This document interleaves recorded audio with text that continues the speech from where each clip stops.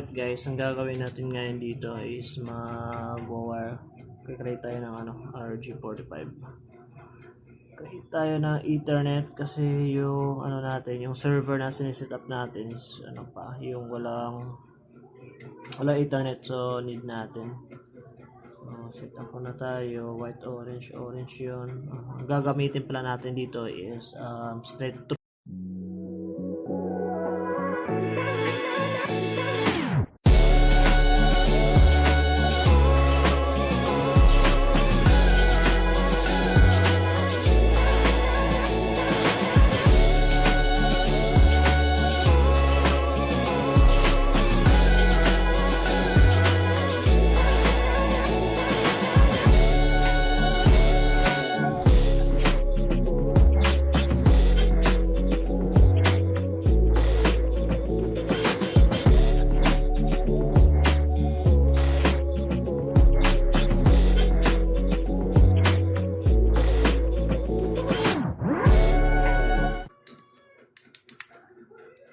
Okay, so tapos na. So kunin ko muna yung computer.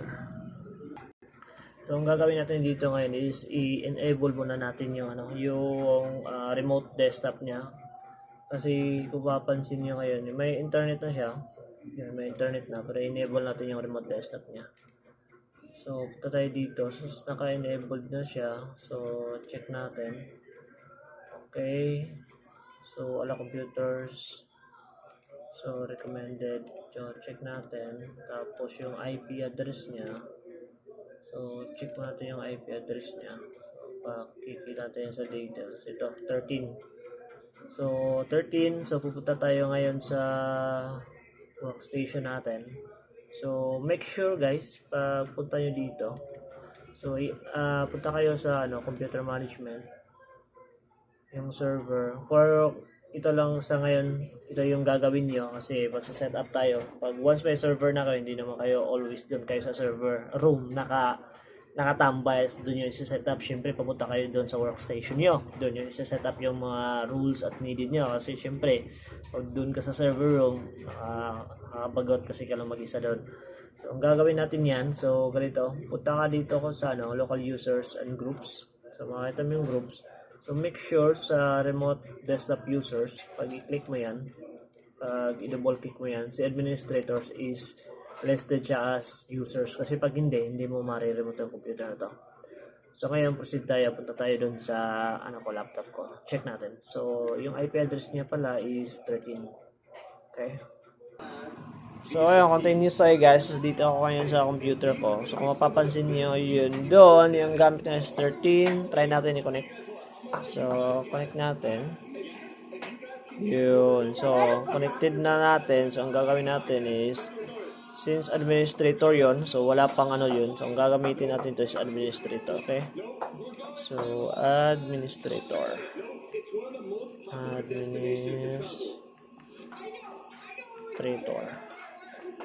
So, yun yung account niya. Tapos, yung password niya, syempre, yung password yung ginagamit natin is ZTech. And then 2026. Ito yung password niya. Yan, ZTech. Alright. So, click natin yan. Hopefully, alright. So, ito yung nangyayari niya kasi call video to NPM. Ang gagawin natin dito ngayon is click natin to. Tapos, punta tayo dun sa server. So, dito tayo ngayon sa server. Yung papansin nyo kanina, doon sa remote, so may nakalagay dito for use cases lang to. Pag punta mo dito sa remote, so naka-enable yung remote niya. So, click mo yan. Tapos, may naka dito, allow. So, pwede mo to i-disable for the meantime. Apply. Okay. So, punta ulit tayo, back to ulit tayo sa laptop ko. So, ngayon, dito ulit tayo sa laptop ko. Try ulit natin yon. Alright, tapos more choices, gawa tayo na tapos administrator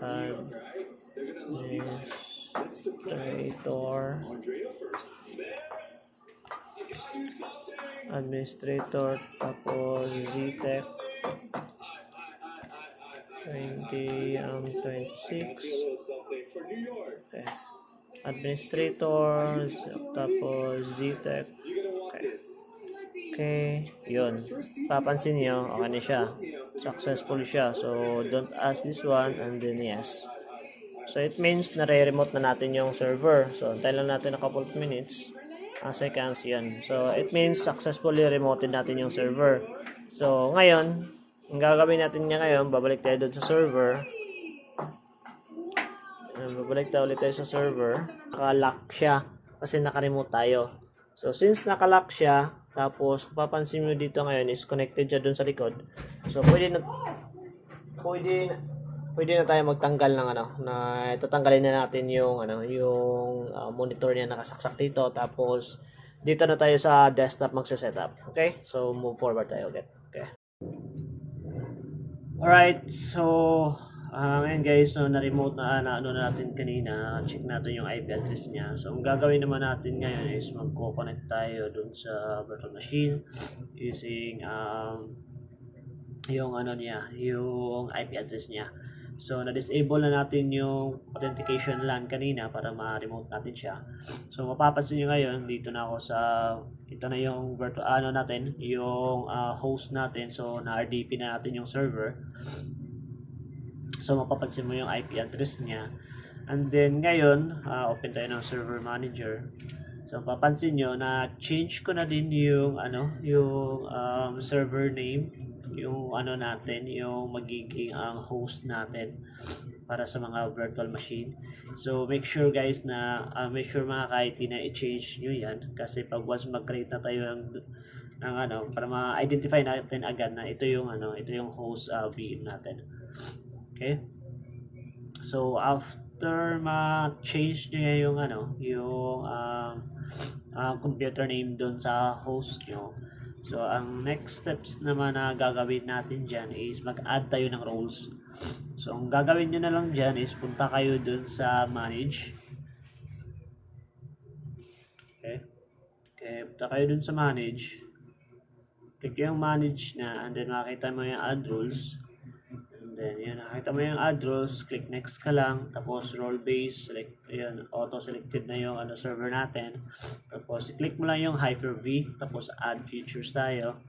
And then, next naman yan, click kayo ng next, and then next again, and then next.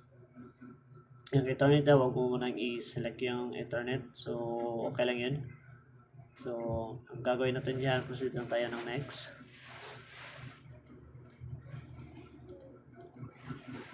And then I use credentials for security support. So I use Grid SSP or use Kerberos. So I use usually si credential security support. So yun usually ang ginagamit ko. Excuse me. And then after ma-select nyo lang, proceed na kayo ng next. And then antayin lang natin matapos. So matapos yung installation. Yan. And then after that, pag natapos na, close nyo na lang. Ito yung close. And then after yung close, yan. So check natin kasi mag-restart yun after yan. So sometimes pag server, pag hindi mo na enable yung ping, kasi yung ping niya dun sa services is mostly naka-off. So ang gagawin natin dyan ngayon is, since alam naman natin yung IP address, check natin yung IP address niya. Pero pag yun na-change, nag-try kayo ng RDP tapos hindi gumana, pwede kayong mag-download ng ng advanced IP scanner para makita niyo yung server. Kaya nga, ang sabi ko kanina, i-change niyo yung computer name para madaling ma-identify, ito pala yung VM host ko. So, makita mo na yung IP address niya agad. So, yan guys. And then yeah, connected na tayo. Tapos nag-login ako. After ko mag-login, so make sure alam niyo yung password talaga. Hindi nyo makakalimutan yung password.